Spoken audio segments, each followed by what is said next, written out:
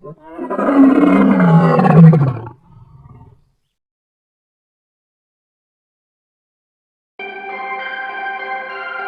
ghosts real?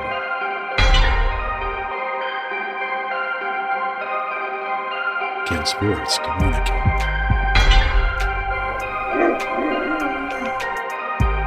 Whoa! Whoa!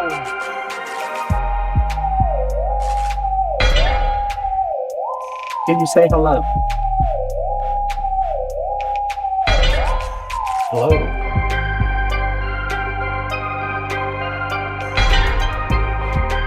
Someone touched me.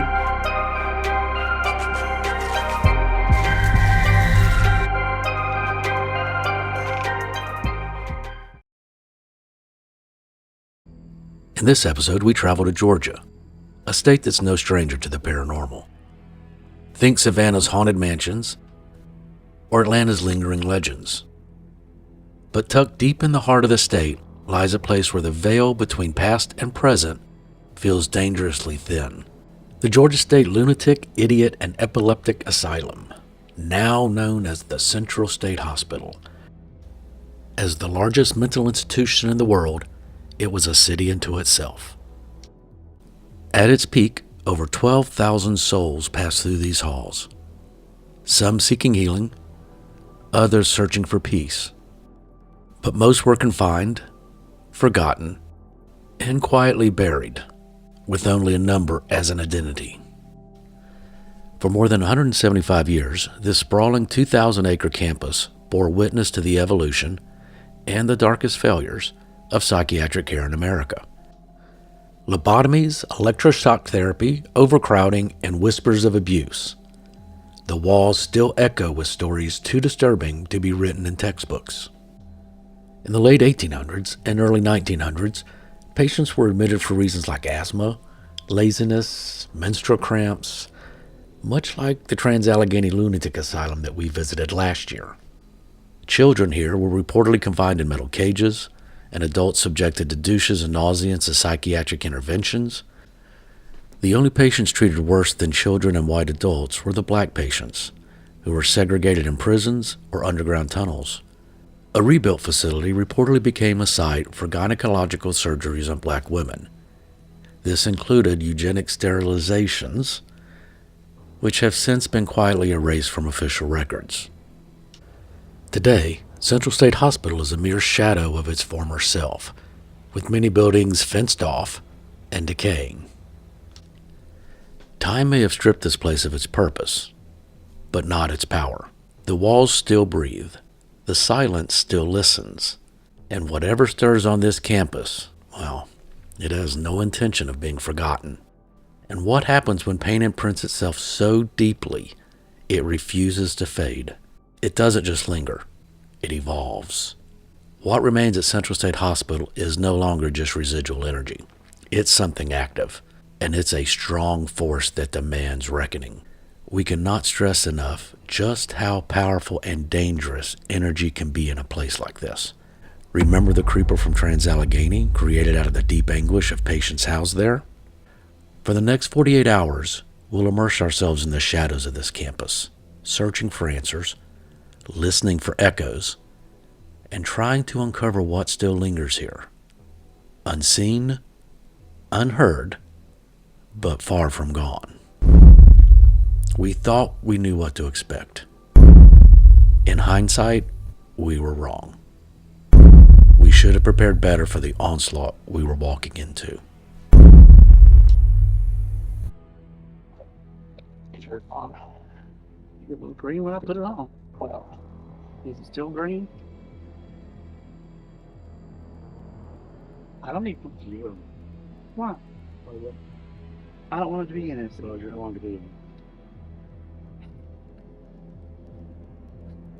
What do you want me to say or do? Just stand there? No? Just yourself. This bickering seems trivial, but it was really the first crack. The warning we missed. From this point on, everything starts to spiral, and we were walking into something far darker than we imagined. We made a rookie mistake. We left and traveled to Georgia without our normal protection items. I know. I didn't even catch it until we were like halfway there. Honestly, I did not think it would be that big of a deal, I didn't either. but it was. So hello everybody, we are in a very different place than our previous season. We are really super excited to be here, and we're watching for security guards because you have to be careful. Greg's been doing cam duty, so Greg, come here. Sorry, it's also 93 degrees out here. We're on. Say hi to the folks. Hey guys. So this is the Central State Hospital in Milledgeville, Georgia. As you can tell, a lot of this is boarded up, and it's boarded up because of its really tragic history. Honestly, parents used to joke to their kids that if they misbehaved, they'd send them here. And that's because coming here was a one-way ticket to hell. And you are going to see why.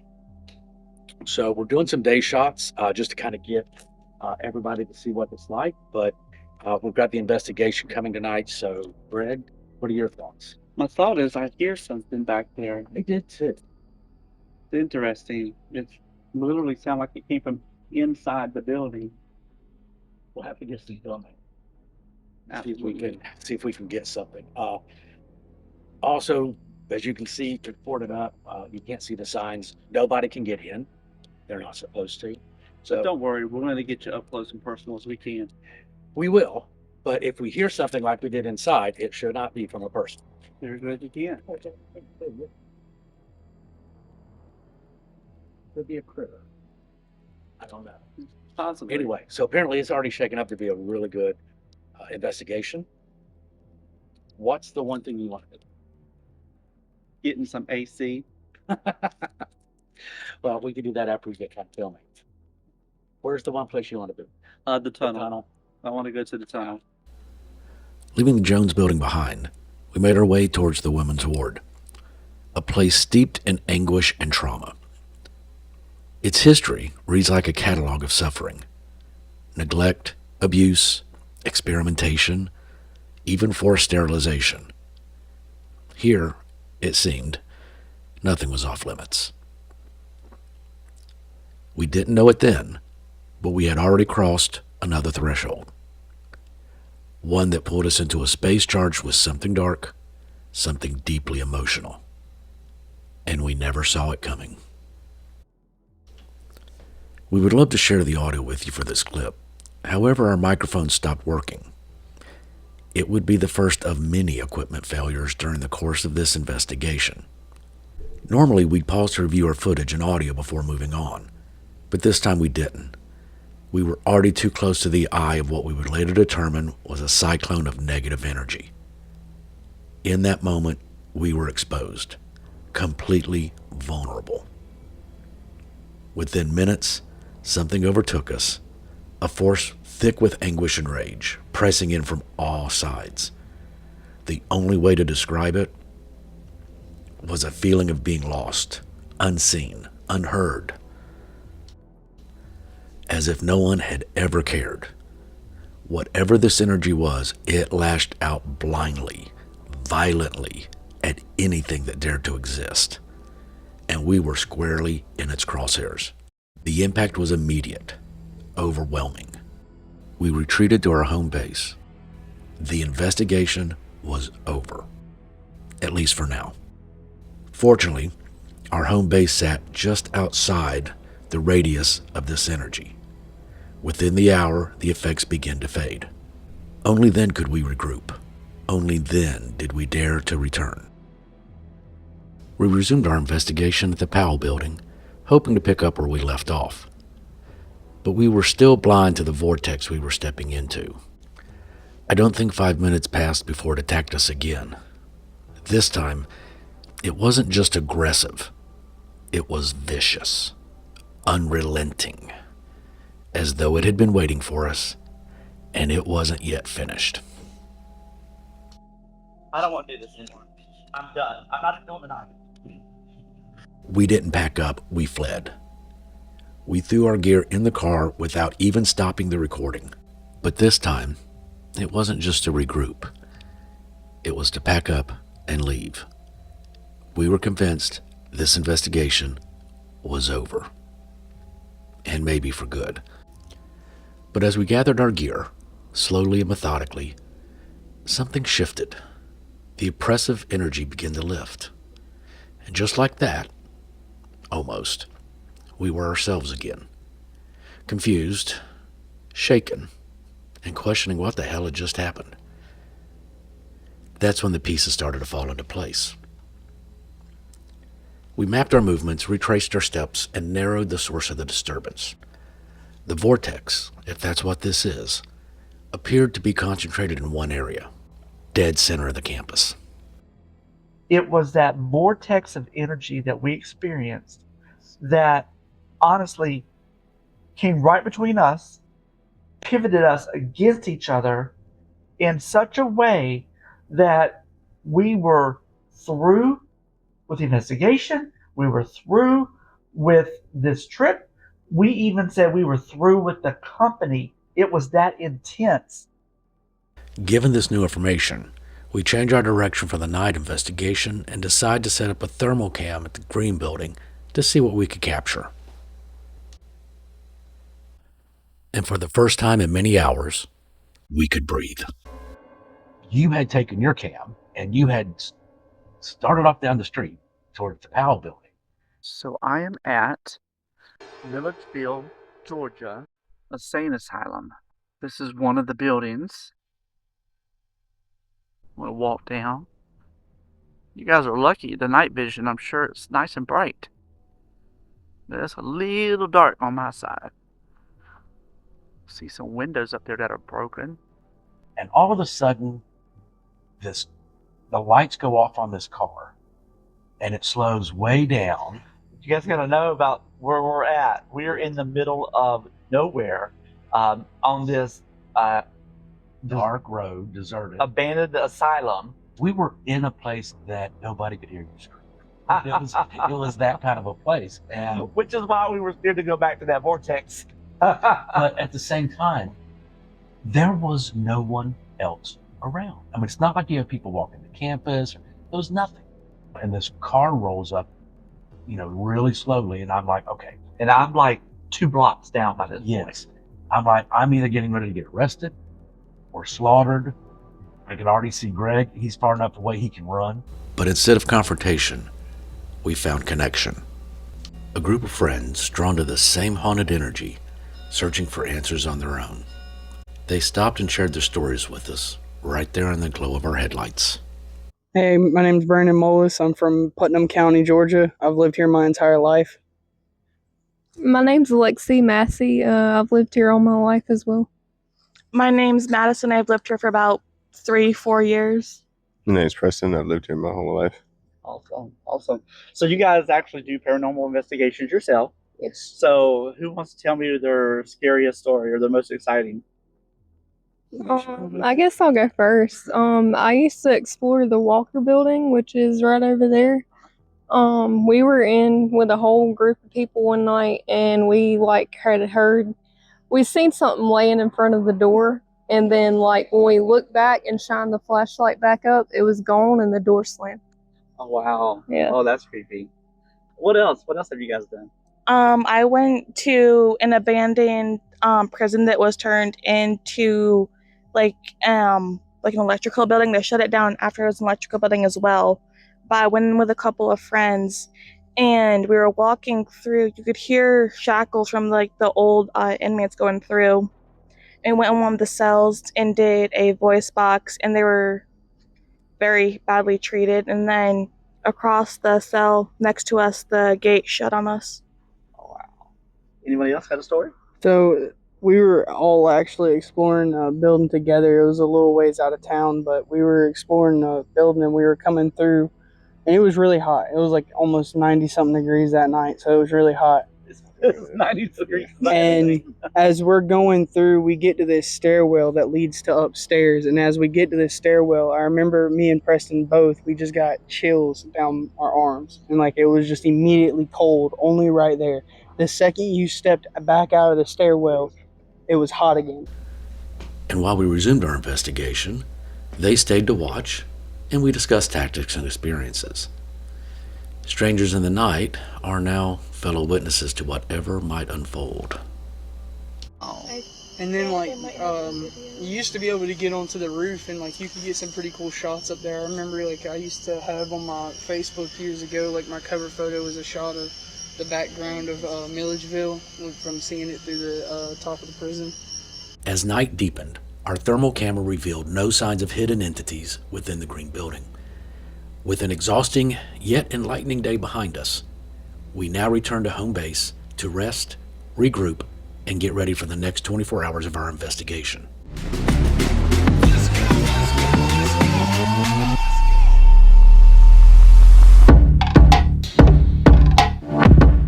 Welcome to Arise Entertainment, your gateway to unforgettable play. Board games that spark joyful chaos, tarot that whispers truth and lights your path, trivia that unleashes mythic mayhem.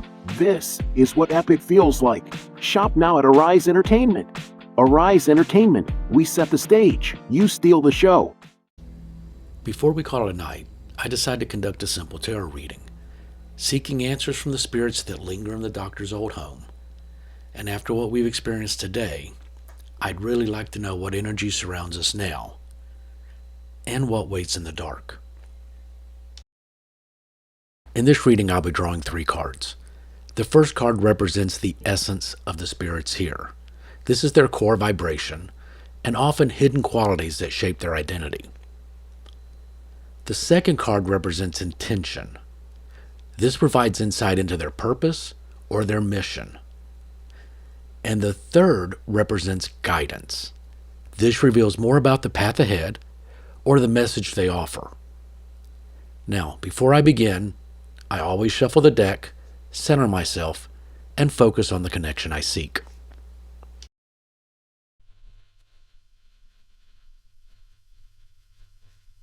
Did you hear something upstairs? Writing it down. Well, yeah. It's not for this. That pump upstairs. So let's see what we've got here. So the first card is their essence, which is the 7 of Wands. The second card is their message for us, which is the Queen of Wands. That's intriguing. And then the Page of Wands is their guidance towards us. So that's very interesting that they're all wands. Okay, so now let's take a look at what this means. So when we talk about their essence, that's a 7 of Wands. So this is about being steadfast. This is about, I don't want to say opposition, but it's about standing in the face of opposition. So if you think about it from, regardless of whether it's the doctor or the patient perspective, times here were tough. You had to be steadfast. You had to be tough, right? Looking back at that first card, the Spirit's essence, speaks volumes. If positive energies linger here, they're likely worn thin. Living beside a vortex that dark, that relentless, even the strongest spirit would feel its weight. The Queen of Wands, so this is their message. This is a very welcoming card. So this is very much a love-oriented card where it's warmth and it's inviting. So in other words, it sounds as though they're welcoming us here. So the third card is guidance, Page of Wands. This is about exploration. This is about adventure. So if I were to look at this spread, I would say that the spirits are weary, they're worn, they're steadfast, but they're welcoming to us, and they look forward to our exploration. So this does seem to be a very positive. There's nothing negative in these cards at all. We discuss the reading and consult with our guest investigator and decide we feel safe enough to head to bed. We decide, however, to sleep in separate rooms to maximize our vulnerability and to keep our cameras rolling to see what we catch.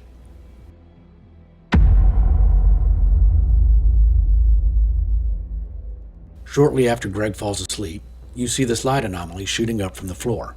We've ruled out insects as it's translucent, and if it were dust, we would see more particles. They would typically float.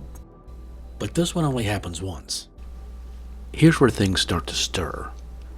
You can see a flash of light on the right side of the room where Greg is sleeping. Let's watch that again. Now, before you come to conclusions, let's look at the room and the light. And where that flash was, you can see there's absolutely nothing to cause the light. And it's the only time we see it. And in my bedroom, something unsettling. Muffled voices, heard with my own ears, though the camera barely caught them. We've enhanced the audio so you can listen closely. I dismissed it at first, but the voices returned again and again. And watch Cosmo. He lifts his head, reacting to something. Apparently he heard it too. A couple of hours later, Cosmo reacts to something again, and then he begins to lick his paw. This is a sign he's anxious about something. I instinctively reach out to soothe him, which confirms I'm awake, when the voices come again. And this time it's two male voices, clear, close, as if they were right outside my window talking. Though the camera doesn't pick it up, you see me get up and turn towards the window. I'm looking to see if somebody's out front. But the silence was absolute. No one was there. Sleep was not going to come easy this night. The next day, we decided, let's go to a different location. Literally, probably not even, 500,000 feet down? It's far enough out of the inner bands. On day 2, the shooting goes much better. Hey guys, we wanted to stop and do this shot because the grounds for this asylum are absolutely gorgeous. It's a beautiful property. And I'm sure in its original opening, in its heyday, it was just an absolute marvel. I mean, here's one example. Even though this building is, definitely run down, it's still absolutely just breathtaking. And it's just such a shame of the dark history that's been attached to this. It is, because as you look around, I mean, there's oaks, beautiful, majestic oaks. There's magnolias that are just so iconic for this area, and they're in bloom, and the grounds are so well kept, and you could just tell this was a beautiful campus at one time. To Greg's point, though, you have to look beyond that, because it's kind of it's hell in a pretty wrapping. And so it looks beautiful, but the horrors here are atrocious. And yeah, well, we wanted to show you both sides of the asylum, not just the dark and the haunting and the scary. So let's get over the place that I've been anxious to go to, the tunnels. The tunnels, so you understand, the tunnels are where? Underneath this building. Let's go. Do it.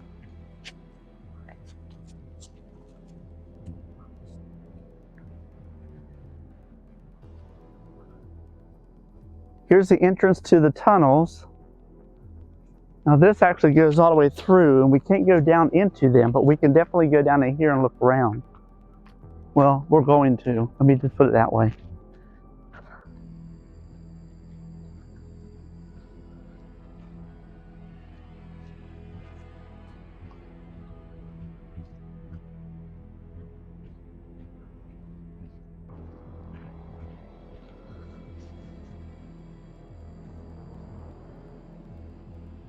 I would love to be able to go inside.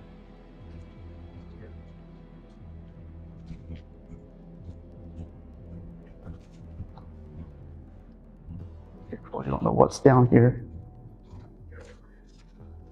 Yeah. Or something worse. Speaking of snakes, there's a snake skin. Here's some, film in here. Be careful.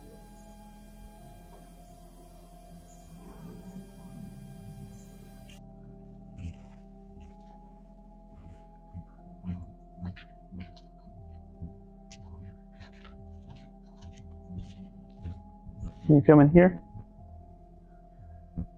Bunch of stuff. Feels like air conditioned. It's so cool in there. Or there's cold spots. I'm not sure which. We knew the odds. The tunnels were restricted for a good reason. Still, we went in hoping for more, and it didn't unfold the way we'd imagined. But maybe the next location will offer something unexpected. As we enter Cedar Lane Cemetery, a place where the forgotten were buried, there, at the gate, they wait. Black cats. Not just one, but several. These are not symbols of fear, however. They are symbols of protection. In ancient lore, there were guardians of the soul, keepers of the threshold between worlds. Here, they stand and watch over the fragile, the forsaken, those buried without ceremony, without peace. They look to you as to say, tread gently. The ones who rest here have already endured enough. We continue forward, not as intruders, but as witnesses. So all of these plaques that you see, the stakes in the ground, all of these stakes were in front of graves at one point, been pulled up, and they were thrown into the woods. And they eventually found them and put them back as a memorial, but where in this place these folks are buried, who knows? What was interesting is I felt at peace. I did not feel, and again, when you look at the cemetery, this is what's interesting. The campus is somewhat elongated, and our home base was at the bottom, and the cemetery is at the top. So that vortex is in the middle. On the edges, you feel peace, and the graveyard felt really peaceful. Look, you can see they're all numbered. So every single one has a number. So unfortunately, at the end, you're reduced down to a number, not even a name. Cosmo and I decide to explore the older graves, while Greg delves deeper into the ceremony for some EVP work. You want to be here with me? Walk down this spooky road. It looks like something out of Sleepy Hollow. But I don't know, there's unmarked graves all through here.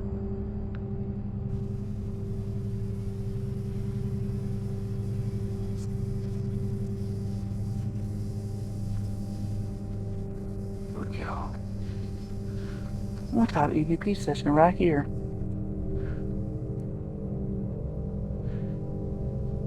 Hello? My name is Greg. I just came out to see if you would talk to me.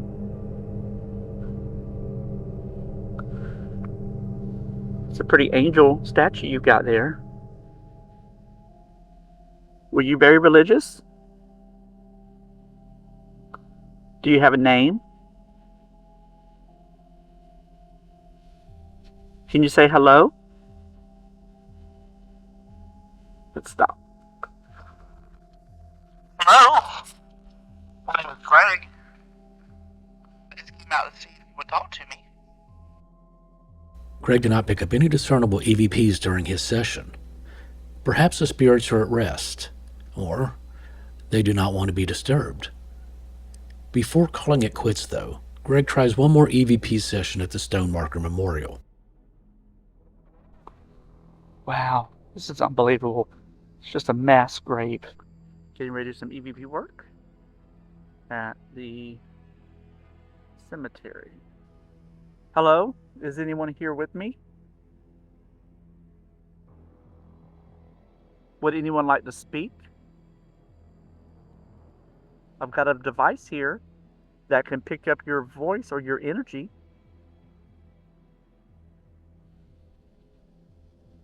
Can I have your name? Can you say hello? Okay, let's try that and see what's going on. And we're going to play. Hello? Is anyone here with me? Would anyone like to speak? I've got a device here that can pick up your voice or your energy. It seems, as we sensed earlier, that the spirits here remain at peace, and we're grateful to leave them undisturbed, honoring the stillness they've chosen and earned. We leave and drive back to our home base and gear up for the rest of tonight's investigation. Before we begin our investigation, Greg conducts a tarot reading, not for us, but for the house itself.